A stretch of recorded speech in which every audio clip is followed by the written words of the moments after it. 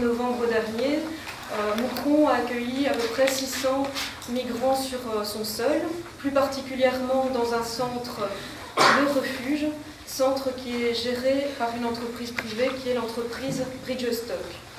Alors, je pense pouvoir dire sans me tromper qu'à Moucron, il y a vraiment eu une volonté très affichée, mais une volonté tant politique qu'institutionnelle, qu'associative et que citoyenne. Donc il y a quelque temps, en octobre et novembre dernier, des migrants sont arrivés sur le sol moucronois. Alors il y a une plateforme au niveau de la ville de Moucron qui s'est mise sur pied. Différents groupes de travail ont émané et il y a un groupe de travail insertion emploi qui s'est mis sur pied ici il y a quelques semaines. L'idée étant de mutualiser les forces au niveau des différents partenaires. Donc on s'est mis ensemble, notamment au niveau du service public de l'emploi, mais également des réseaux associatifs, des réseaux donc communaux et des réseaux même citoyens pour créer justement tout un plan d'action pour favoriser ce parcours d'insertion des demandeurs d'emploi et des migrants, enfin des futurs demandeurs d'emploi, en tout cas des migrants qui sont arrivés ici récemment.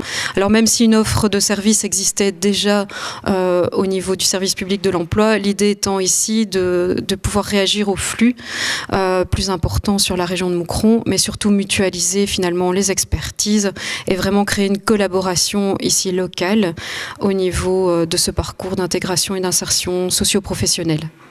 Mettre de l'information, c'est bien, mais moi je trouve vraiment la plus-value de notre service, c'est d'avoir une série de conseillers, des conseillers qui travaillent dans des domaines particuliers, que ce soit l'emploi, la formation, l'orientation, la création d'activités, et où les personnes peuvent avoir un contact avec le conseiller. Ce groupe de travail a mis plusieurs actions en route, notamment cette première séance d'information à destination des travailleurs sociaux, des conseillers d'agences intérimaires, des syndicats, des opérateurs de formation, mais aussi des citoyens, des bénévoles ou des partenaires ou institutions de première ligne qui ont des contacts directs avec des migrants. Et donc on a rédigé ce message en commun pour avoir un message, je pense, qualitatif mais aussi compréhensible.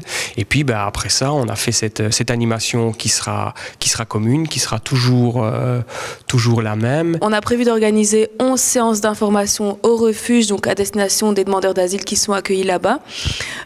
Donc on aura une séance d'info par semaine à partir de la semaine prochaine, donc de la mi-juin jusqu'à la mi-juillet, par groupe de langue. Et on présentera donc plus ou moins la même séance d'information qu'aujourd'hui, mais bon, simplifiée, afin que l'information soit la plus claire et la plus accessible possible pour que les personnes puissent vraiment se mettre en route dans ce parcours d'insertion à la recherche de la formation et de l'emploi. Voilà, donc ici vous voyez un peu, il y a 27 nationalités au refuge.